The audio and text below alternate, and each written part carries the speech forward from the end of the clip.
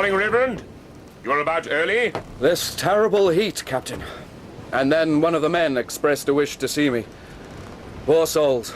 To be crammed between those fetid decks in weather such as this. Aye, well, the conditions are no concern of ours. And who knows, maybe Providence will come to their aid. Rain down manna and drink, maybe.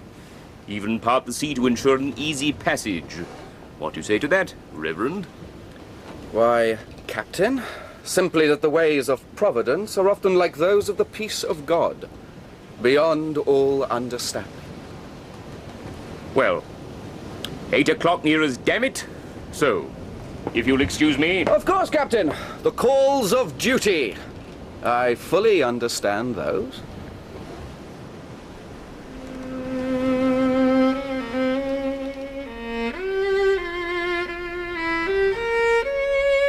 The Gloria Scott by Sir Arthur Conan Doyle. Dramatised for radio by Vincent McInerney. With Clive Medicine as Sherlock Holmes and Michael Williams as Dr. John Watson. And featuring Simon Treves as Victor Trevor. The Gloria Scott.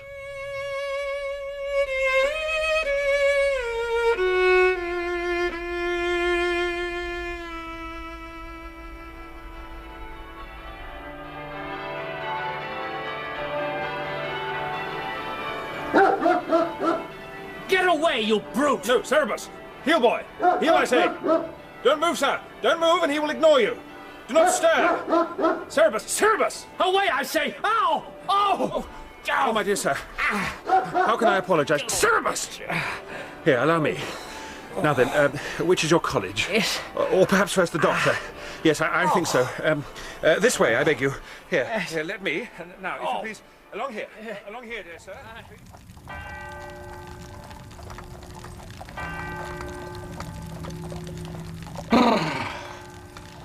Another winter upon us.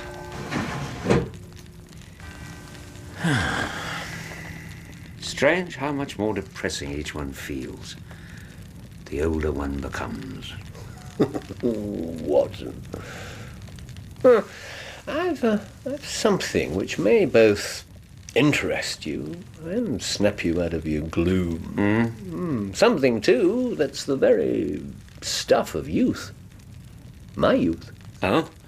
What is that, Holmes? That drawer, old fellow, the third one down on the right. Yes, certainly. Yes, you see the papers in the little tarnished metal cylinder? Yeah? Well, then, if you please... No, not the cylinder, just the papers. Yeah, thank you. Now, you know how you've often questioned me as to what turned my mind in the direction of criminal research? Yes. Yeah? Well, the answer lies in this document and in the contents of that little cylinder you hold. Really, Holmes? Yes, indeed. In fact, they are what remain of my first case. Ah, at last. As you will recall, during my youth, I spent a couple of years at Cambridge. Yes, I do remember you mentioning it. Where one morning, while on my way to chapel, a bull terrier suddenly froze onto my ankle. It belonged to a man called Victor Trevor. Come in. Holmes, how are you today? Here, some fruit. On the table, if you would, Victor. They tell me I may leave tomorrow. Certainly my ankle now feels as strong as it ever did. Excellent. Then we may shortly have the masks, gloves and foils out, as you promised. A boxing gloves, I think, Victor. I'd like revenge for the injuries Cerberus inflicted on me. Very well. You know, Holmes, they say misfortune breeds strange friendships, and, well, although you have suffered, at least I feel that the unfortunate incident has led me to a kindred spirit. The interests we have discovered in common this last week... Yes, it's rare for two lone wolves to come together. My thoughts entirely. So, although it is rather early in our acquaintance, I was wondering, that is, I have, if you're agreeable, something of an invitation to extend to you. Which was to spend a month or so of the long vacation at his father's house in the country. And did you accept? And now, Watson, I'd like you to open the cylinder, if you would, and read the contents of the note inside. Oh, yes, right, Holmes. Here. This tape. Some years since these knots were... That's got it. Excellent, excellent. And the message was taken.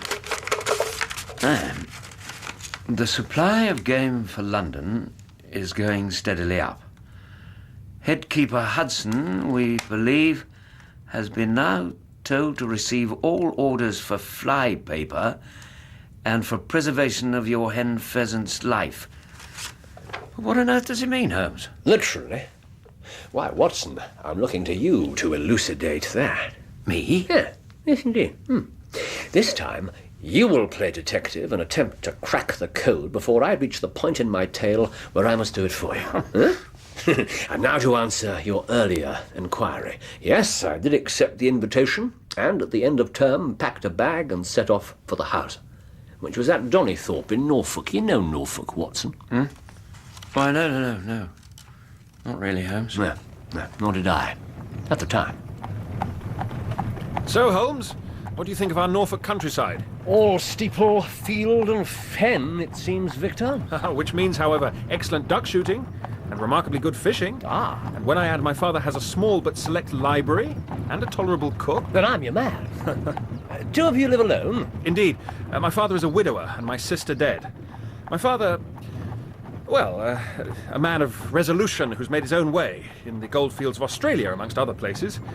However, here he is the local justice of the peace and puts up this fierce front, but in reality his leniency from the bench is well remarked. Ah, look, Holmes, the house. Oh! It was an old-fashioned, widespread, oak-beamed brick building with a flagstaff on one of its towers and a fine avenue of limes leading up to it. And as interesting, in its way, as Trevor Senior. As his son had intimated, the Justice was a man of little culture, but of a considerable amount of rude strength, both physically and mentally. A man who'd read little, I felt, but had seen much of the world and remembered what he'd seen. You have something? I thought...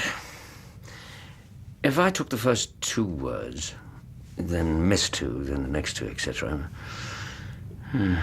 It began well, the supply for London, but then comes steadily up. Supply for London steadily up. Not quite, Watson. Yes, old Trevor. Strong, charitable, intelligent, and without a care in the world. Or so I thought. So, another glass of port, Mr. Holmes. Nor can you evade the issue like that, Dad. I tell you, my friend Holmes' method of observation and inference are almost supernatural, and would amaze even you, were he but given the chance. Then here is his chance, laddie. Aye, and I'll provide it. So then, Mr. Holmes, what can you tell me? About what, sir? For if I'm to give a demonstration, I must have a subject. And so you shall, aye. And that subject will be, why, your host. That is, myself. So, Mr. Holmes, what, pray, can you deduce about me? Well, there is not very much immediately, sir, except perhaps you've gone about in fear of some personal attack lately. By all that's... Indeed, there was a poaching gang that threatened to... How on earth... Your stick, sir. Obviously recently bored and lead poured into it. A formidable weapon, which argues a necessary one. Did I not tell you, Father? And then by the particular flattening and thickening of your ears, I would venture you boxed a lot in your youth, yes? And of course your calluses bespeak a deal of digging. Made all my money in the goldfields. And visited New Zealand and Japan? Oh, that's it. The stuffed kiwi and the lacquer cabinet. Well, Father, does not this surpass your wildest expectations? Why, And been most intimately associated with someone whose initials were J.A., who afterwards you were eager to entirely forget. Father? Father, what is it? Holmes, help me. Yes. Here, lay him down. Don't look gentle now. And my coat, I think, under his head, yes. Holmes, shall I send for the doctor? How bad is he? Shock, more than anything else, I'd say. Some water from the carafe to his lips, if you would, Victor. Hello, Johnny. You all right? Thirst. This heat. Aye. So, what's a well-set-up young fellow like yourself doing on the good ship Gloria, Scott? Bound for a holiday in Australia. fraud. but for a debt of honor. I swear I intended to repay the money. And you? Why, same as yourself. But for £250,000, none of which was found, as you'll recall. Me being Jack Prendergast. You? I see you know the case. Why, I do think I remember reading of the theft. You'll bless my name before I'm done. I'm going to get you off this brig, my friend. Because some of that money I stole has been put to good use. In buying the crew. Aye, the captain too, and I wanted him. And it's mutiny we're talking of. Some might call it that. Now, are you with us? Yes. Yes, I am. Good. Now that cove on your other side. Evans? Evans. He looked like a sporting man, you think? Why, if I understand you rightly, I think he does. Then sound him. And let me know. Guard! Guard! Call the chaplain! You hear me? I need the parson! I'd not have thought a man of God would have anything for you, Jack. This one has. Father, for God's sake, what was it? Are you better? Holmes, what do you think? That first we restore him to his chair. Yes. And then, here, Mr. Trevor, some more of this. And may I hope it was nothing I said that pained you. Thank you. No. It was just age. Not as young as I was. Tell me, those initials, Mr. Holmes, how did you know? What do you know? Why, simply that when we went fishing the other day and you bared your arm to draw that fish into the boat, I saw J.A. had been tattooed on the bend of your elbow. Also that some attempt had later been made to remove it. Ergo, they had once meant something to you. Subsequently, you wished to forget them. That, my dear sir, is the total of my knowledge. Oh, well, what eyes you have, Mr. Holmes. And it is just as you say. I would forget. For you know, the ghosts of old loves are the worst ghosts of all. Now, what about 100 up in the billiard room? And a quiet cigar?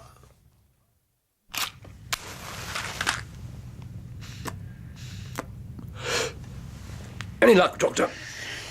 Some manner of reversal, perhaps. Reading backwards from the end of the message. No, Watson, do apply your mind, I beg you. Needless to say, after this exhibition of my powers, old Trevor, amid all his cordiality, always seemed to harbour a touch suspicion towards me. I tried hard to convince him I knew no more, but his unease was so evident I determined to draw my visit to a close. On the very last evening, however... Well, we shall miss you, Mr. Holmes. No doubt about it. The trap is ordered for 9 tomorrow, is it not, Victor? Indeed. And I will miss you, Mr. Trevor. As I will the house and gardens, for look at that sunset. None of those in London. No. And a great pity you... Hello. Here's May, looking rather flustered. Excuse me, sir, but there's a man arrived. Say Mr. Travers Senior. Oh, who is it, May? It's just it, sir. He won't give no name, but insists he knows you. Wants a moment's conversation. Well then, show him round, would you, May? Yes, sir. Oh, here he comes anyway, sir. Now, Holmes, another chance to demonstrate those mysterious powers of yours. Quickly, old fellow. Small, shambling gait, dungarees, heavy boots, brown sunburnt face, hands held naturally half closed. A seaman who has fallen on hard times. You agree, Mr. Trevor? Mr. Trevor? Dad?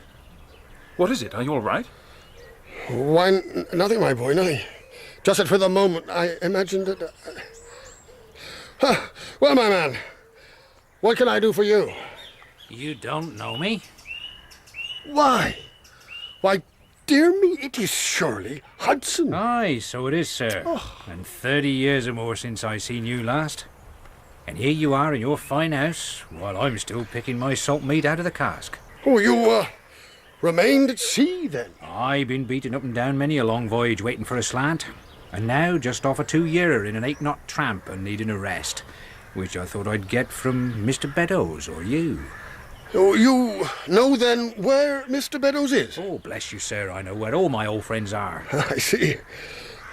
Well, Hudson, go with May here into the kitchen and you will get food and drink. I have no doubt I will find you a situation. Yes, sir, thank you kindly, sir. It's nice to be among friends again. Are these your boys, are they? My son, Victor, and a college friend of his, Mr. Holmes. Pleasure to make your acquaintance, gentlemen. And now, sir, I'll take up that offer of victuals, if I may. Then maybe you and I will have a talk about old times. Right, my pretty? May, is it? Yes. Well then, May, you lead old Hudson on to the steward's parlour. Cheese, beer and onions, I think, to start with. Father? Who on earth was that? My first trip out to the diggings, my boy. I had to work my passage. And Hudson was a shipmate to Mr. Beddoes and myself. Yeah, now I'm feeling a little... so perhaps you'll forgive me if I leave you for the moment and retire. We'll meet, of course, at dinner as usual. It is 9 o'clock tomorrow morning, is it not, Mr. Holmes, that you leave us? And with that, Justice Trevor retired to the house, only to be discovered an hour or so later dead drunk on the dining room sofa. And the next day, with a feeling of some relief, I did indeed leave Donningthorpe, for I began to realise that not only was my presence now a source of embarrassment to my host, but also there was the makings of a very strange business in the arrival of the destitute seaman. How strange, however, I did not at the time realise. Then, 7 weeks after I returned to London... Holmes, what if we divide the message up into 4 clauses, each separated by a comma? So, the first, the supply of game for London is going steadily up. Miss the next clause, take the following, we believe. Miss the one after that, take the next one. And for preservation of your hen pheasant's life, which gives us when we run them together... Yes, Doctor? The supply of game for London is going steadily up, we believe. And for the, preservation of the barn.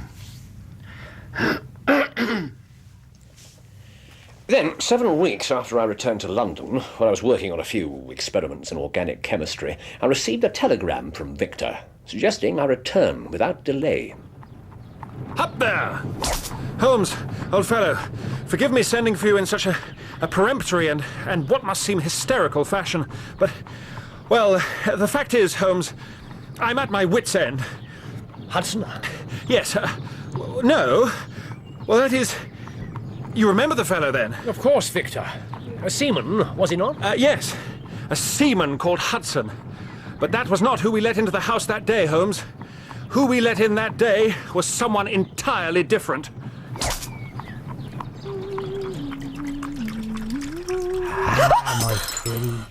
Mr. Hudson!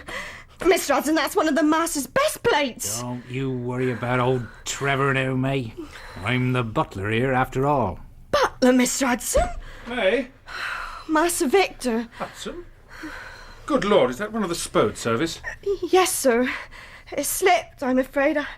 Mr. Hudson... What the gals are saying is that I crept up from Leard and ran alongside her unawares, and as there was no fender... I see. Well, no doubt there are replacement pieces, or at the worst we can contact the factory. And now, Hudson, my father wants some logs for the drawing room, I believe. Then he'd better see the gardener, hadn't he? Exactly. Which I ain't anymore. Not since I had a word with your dad this morning, that is. Now I'm the butler. Butler Hudson. And Butler Hudson thinks he'd better fetch another bottle of port, as the last one has altogether run away through the bilges. Or there's a fierce pump on board a-sucking somewhere, if you takes my meaning. So good day to you. No, Holmes. Who we let in that day was the devil, who has not given us a peaceful hour since. And the governor. Holmes, the governor. But what power has he, this Hudson? Ah, that old man is why I've sent so urgently for you. Faster! Faster! I tell you, Holmes, I would have knocked Hudson down 20 times over had he been a man of my own age. In fact, well, I suppose the present crisis... You see, Holmes, one day Hudson made a particularly insolent reply to the governor in my presence, and I turned him out of the room. I don't know what passed between Dad and him after that. All I know is the next day, Dad asked if I'd mind apologising to Hudson. Well, I refused. At which poor Dad took himself off and shut himself up in his study, where I saw him later writing busily. And after that, looking as if the life were crushed out of him and his heart broken. And Hudson? Nothing until that same evening after dinner, when he condescended to join us. Ah, Hudson, how are you now? Not too happy. Aye, and had enough of Norfolk folk and their ways. Maybe I'll run down to Mr. Beddoes in Hampshire. You'll be glad to see me, I dare say.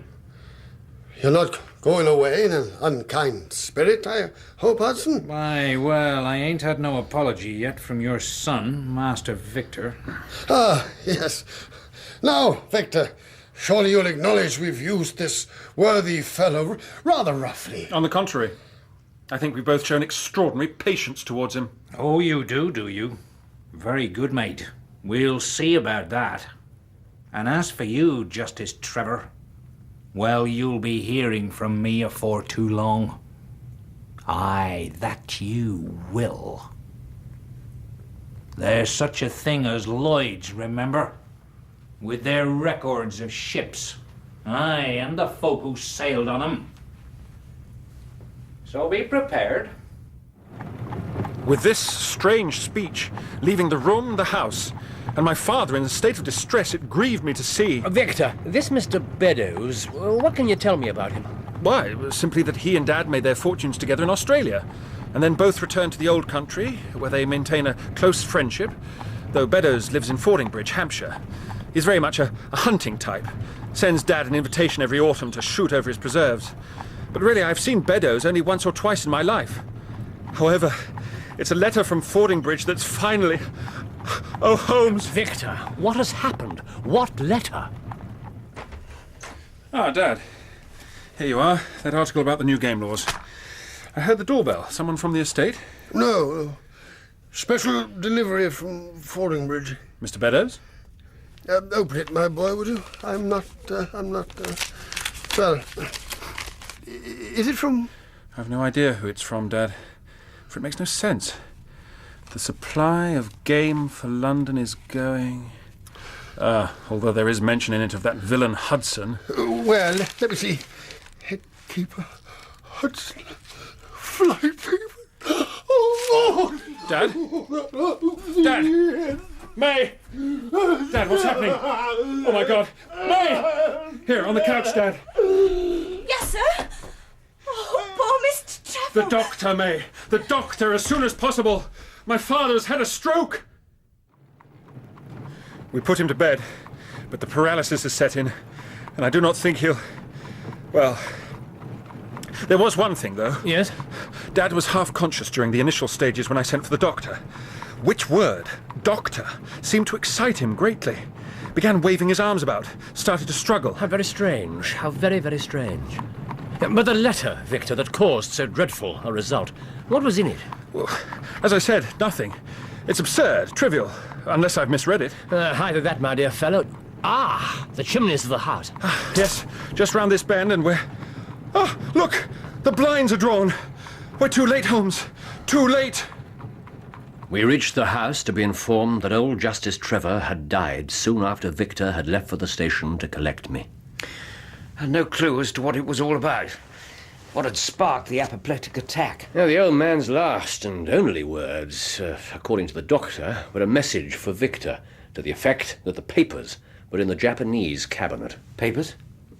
Well, in those circumstances, Watson, I did not want to start questioning Victor about papers or indeed anything else. I simply left him to ascend to the chamber of death while I remained in the study, turning the whole matter over and over and over in my head and feeling as sombre as I ever had in my life. My dear Victor, how can I... No, Holmes, old fellow, I beg you. All I require is that you discover what is in this accursed, nonsensical letter. Here. Ah, May, the lamp on the table, would you, for Mr. Holmes? And then you will be needed, I feel, upstairs. Oh, sir. The master. Such a kind man. A good man. Oh, sir. On you go, May. So, written on one side of a single sheet of grey paper and reading, The supply of game for London is going steadily up. Headkeeper Hudson, we believe, has been now told to receive all orders for fly paper and for the preservation of your hen pheasant's life. You see, Holmes, nonsense, as I told you. So it seems at first sight, but I wonder if there's some second meaning buried in this strange combination of words. Perhaps a prearranged significance to such phrases as fly paper and hen pheasant. Yes, yet this would be arbitrary and could not be deduced in any way, and I'm loath to believe that's the case. And the presence of the word Hudson, well, surely he must be the subject, yes, which means, therefore, Beddoes must be the sender. Now, if it's code... So, backwards, life, pheasants, hen. Alternate words? No. Reverse alternate? No. Wait. Oh, wait. What if we... And at that moment, Watson, as I looked, the key to the whole riddle was suddenly in my hands. As it is in mine, Holmes. For you must know, I too have done it. Indeed? Indeed. Like yourself, I decided the message was about or from Hudson, and so decided to disregard the whole of the first half, up to Headkeeper Hudson. Then, what struck me was the amount of hyphenated words in the remainder, which I considered to be quite suspicious. You follow me, old chap? Oh, avidly. Good. So, if we take out the words headkeeper, flypaper, hen pheasant, and also remove the unnatural and tautological and for, why, we are then left with Hudson, we believe, has been told to receive all orders for the preservation of your life. Which, I assume, was what Hudson was persuaded into by Beddoes when he reached Hampshire. But that would hardly bring on a fatal attack, being told a man who you fear is now going to protect you. And which reading must also be erroneous for an even more mundane reason. Which is... Hen pheasant does not contain a hyphen. Let me check. Why, bless my soul, I could have sworn. I mean, when you think of hen pheasant, well, that is, I always think of hen pheasant, though, of course. No, Doctor, a good and worthy try. And indeed, given more time. But time is one thing you do not have now, nor I had then. So, if you'll allow me, I will tell you that the answer to the riddle is that every third word is used, beginning with the first word of the message. Now, you try it. The game is up. Hudson has told all. Fly for your life. Well, I'll be damned. Well, Victor felt he was. For no sooner had I deciphered the letter than he buried his head in his hands and prognosticated disgrace staring him in the face, as well as having to bear his father's death. Disgrace? But from where? Here, Watson. These papers that Trevor Sr. wrote when he knew the threat of exposure was upon him. The history of a convicted criminal. Hudson, I suppose. Justice Trevor, Watson. What? For as a young man, as one James Armitage... Why, J.A., the initials you saw on his arm? Indeed. Trevor was convicted of fraud and sentenced to be transported to Australia. My God. No wonder he suffered a stroke when he thought exposure was upon him. Respected member of the community, justice of the peace. Indeed. For not only was it that he'd escaped his banishment and returned to England, but there were even darker crimes involved, all of which are set down in these papers and take place, for the most part, aboard the bark Gloria Scott, on which, in the year 1855, James Armitage, together with another 38 jailbirds and assorted crew and soldiers, found himself about to sail for Australia, but on a vessel that, in many ways, was not quite what it appeared to be. Jump lively there! Anchor up at a peak, sir! Anchor up it is. Lay by the capstan bars, you men! Coil away the cable! Parson, a bit more about the wheel, would you? Oh, of course, Captain. I am not in your way, I am. Not where you are, though why you want to experience a ship going to sea, and especially this ship. Love of knowledge, Captain. And one never knows. But there is something wrong with this particular vessel? This damn war, that's what's wrong with it, Parson. Ready with the topsails there! Topsails ready to hoist away, sir! The war in the Crimea. Let fall the sheet home! Brace up sharp forward! Aye, All the old convict ships have all gone as supply transports to the Black Sea. And we've been given these worn-out hulks from the China Run in their place, broad as dockyard malls. Then are we not safe? Is there danger? Helmsman, give her a little port to get her round the point. You hear, man? Port a little. Aye, aye, sir. Port it is. Mr. Mate, ease off the sheets and lee braces to windward. Aye, aye, sir. Now then, Parson, safe? Aye, well, only because those rogues in the hold have neither the strength nor wit to take advantage. The partitions between the cells are as thin as a wind off the horn, and more weevils in the wood than any purser's biscuit. Now, steady as she goes, helmsman. Steady away. Aye, aye, sir. Steady as she goes. Strange, though, to find a man of the cloth interested in these matters, Reverend Wilson. Not one of those reformers, are you? Come to spy on us? Reformer, Captain? Oh, hardly that, sir, I assure you. No, hardly a reformer at all.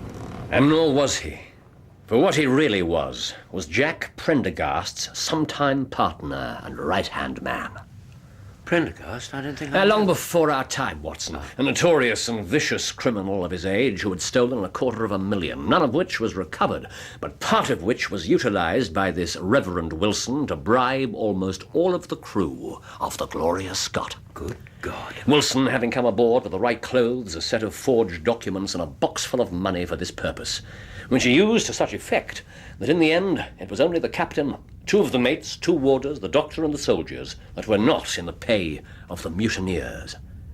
So, on the surface, they were secure. However, They suffered a setback. one of the convicts below became ill and sent for the doctor. Sick, you say, Parson? Sick? Indeed, Doctor. A cough, some sweating, cramps. And that's sick, is it, Parson? Well, sir, for your information, I see no sick men here. I see lazy men, cunning men, malingering men, but no man I would call sick. But I have seen sick men, sir, on the old Hector. Aye, and operated in the cockpit on a table where the stains of the port were indistinguishable from those of the blood. Oh, really? Where alongside that same table I've kept buckets of sawdust, into which I have thrown hands, feet, limbs, yards of entrails, while the men to whom they belonged lay in the tears, bleeding their lives away for the country. And they, sir, were sick men. Dear me. And now, which is the idle rogue you wish me to see? In here, Doctor. This man.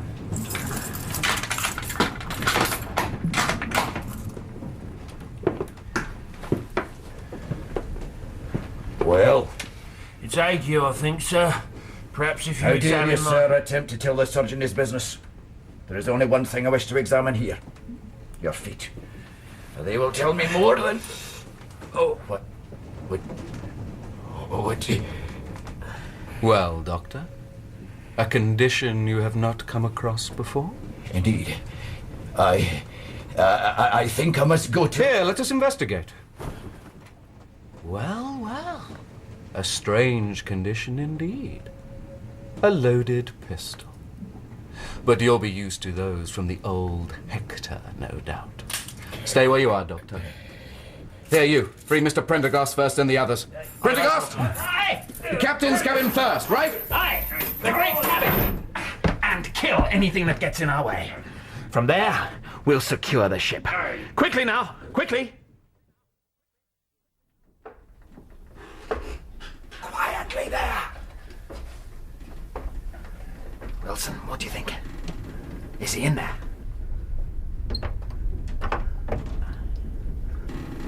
Aye, Jack. But with the door locked, he's heard the shooting. Clear away. Clear away and leave the stay. Captain! Captain! It is the Reverend Wilson. The convicts are loose. There's a mutiny. Open up and we will stand together. I have a brace of pistols here. We will hold them off until the soldiers come. Oh, hurry, Captain, hurry! They will be on us any minute. Hurry, man! 2 are better than 1. Reverend, thank heaven. Here, let me take one of those. Aye. Here, Captain. This one. God. Aye, lads, well done. Now then, Armitage, Step lively, man. This is no Mrs. Boarding School. Broach that locker there. Deeds like ours deserve a just reward, eh, Chaplain? Oh, indeed, my son. Though remember, we are told that wine is a mocker, strong drink is raging. Still, a little rage never did anybody any harm. Except the captain. Oh, never mind that, mates. Here, let me. I still a clapper on your join, tackle, Parson. Never mind, Parson. There's many here have the running gear choked aloft. We've not shipped you. Why, it ain't a dozen brown sherry. Here, let's crack the necks of these. Prendergast, we should get on. There is the militia. Still tucked up forward, Armitage. We'll finish here and then we'll see. The skylight. The skylight! Look out! Oh, God! Oh, God! Straight for the deck and take 'em! Follow me! And follow Prendergast they did. And Prendergast somehow turned the day for 'em, fighting like a raging devil, picking up soldiers and throwing them overboard as if they'd been children, shooting those who tried to swim. Until at last there were left only the remnants of the crew who surrendered. A couple of warders, the doctor, and the chief mate. Poor devils. What happened to them? Well, Prendergast argued that the job must be finished, that there should be no tongue ever left to wag in a witness box. And most of the mutineers agreed, though some, including Armitage and Evans, did not wish to see murder done in cold blood, sentiments which brought them within an ace of being shot.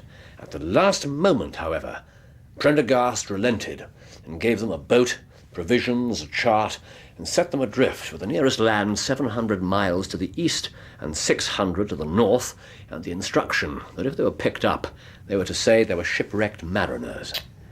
Yes, and it was from that boat, Watson, that the events occurred which caused the letter in your hand to be written, and old Justice Trevor to be frightened to death. Here, Evans, you take the chart. You've done some sailing, I believe. Aye, but in former and happier times, Armitage. And not with Africa a lifetime to the east and Cape de Verde the same distance to the north. Hey, look, the bark, the Gloria Scott. She's begun to make way. Should we have stayed, I wonder? I don't think so, Evans. All that blood. The soldiers were one thing, but those others completely defenseless. My God, Evans! What was the ship? It's vanished. The arsenal has gone up. Can we nothing else? We made those safe some. Yeah. Some may have escaped. You men, lay to your oars. Pull, men, pull, for pity's sake. Armitage, you take the bow. Right. Look for any sign of life among the wreckage. Yes, right. Make way there, men. Anything? Oh, bars, cast, done it. No, nothing. Pull, men. Oh, wait, no. Over there. Lying across that crate. Now, row now, men, as if your life depended on it. Row. Right. Steady up. Easier. Now, port oars now. Come, bring her around. Right, here. Help me lift him aboard. Easy. You recognize him, Armitage? It's young Hudson. Hudson! What happened? What happened to the ship? The remnants of the crew had been put to death by the mutineers. Prendergast himself apparently cutting the doctor's throat. And hence, perhaps, the dying Trevor's stricken reference to a doctor. Whatever. The chief mate was the last, but he somehow broke loose and sought refuge in the afterhold. The mutineers followed him in to find him calmly sitting, holding a box of matches over an open powder barrel and surrounded by another 99 similar barrels. Good God. He touched them off? Either that or a stray shot. All Hudson saw was a blinding light. And the next thing he knew, he was being lifted into the boat. Gently, Evans, gently. The lad's exhausted. You'll look after me now, Mr. Armitage, won't you? Won't you? The next day, they were picked up by the brig Hotspur, who believed completely they were survivors of a passenger ship that had foundered. Whiskey, Doctor? Yes, thank you. They were landed at Sydney, where Armitage and Evans changed their names to Trevor and Beddoes, and then went on to become prosperous and powerful men, who only in their lives made one more mistake. They came back to England? Yes, exactly. Hudson tracked them down somehow and decided to live off their fears. First going to Trevor, and then to Beddoes. And, of course, it was Beddoes' note to Trevor that Hudson was prepared to tell all that initiated the fatal seizure here. Much needed. I've never heard such a bloodthirsty tale. No. But did Hudson tell everything? What eventually happened? Nothing. And neither Beddoes nor the sailor were ever heard of again. Nor was any complaint from either party ever lodged with the police. Of course, inquiries were made, Beddoes being a man of substance in the neighbourhood. But Hudson had been seen lurking about, and it was simply believed he'd done away with Beddoes and fled. But you don't think so? No, quite the opposite. I believe Beddoes, a keen shot and a sportsman, took care of Hudson and then left the country, probably for Australia again. After his first adventure, I have a feeling someone like Beddoes would have made adequate provision for protecting himself should any further unfortunate circumstances arise which might threaten his peace of mind and liberty. What a truly incredible tale. Transportation, mutiny, murder, powder kegs, fortunes, aliases, blackmail. I can hardly believe it. Yes, well, Victor could, and it broke his heart. His beloved father. In fact, it affected him so much he ended up by going to Terai as a tea planter. Well, I hear he's doing well. And that was your first case. No wonder so little has seemed to surprise you in any of the succeeding problems you've faced. What a web of confusion and deceit. And you so young. And here, my friend, are the papers, should you want them for your collection. Oh, indeed I do. Yes, there we are. Yes, well, you seem a bit more cheerful now. Yes. Strangely, I am, Holmes. You know, it's a sad reflection on humanity, is it not? That a man be cheered by a recital of such a catalogue of horrendous events. But, well, it has somehow banished the gloom which overtook me earlier. I wonder why that is.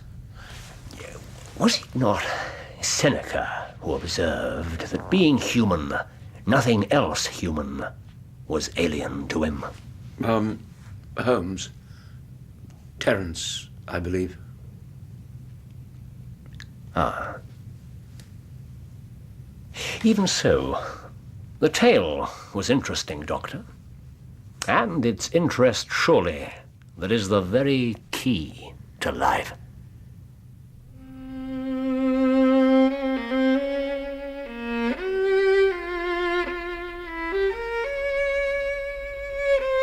In The Gloria Scott, Sherlock Holmes was played by Clive Merrison and Dr. Watson by Michael Williams, with Simon Treves as Victor Trevor. Old Justice Trevor was played by Terence Edmund, Trevor as a young man by Nigel Carrington, Hudson by Eric Allen, the Captain by Charles Millam, Reverend Wilson by Mark Straker, Prendergast by Alan Barker, the Doctor by Fraser Carr, and the Maid by Cyril Jenkins. Other parts were played by members of the cast. The violinist was Leonard Friedman. The Gloria Scott was dramatized for radio by Vincent McInerney and directed by Patrick Rayner.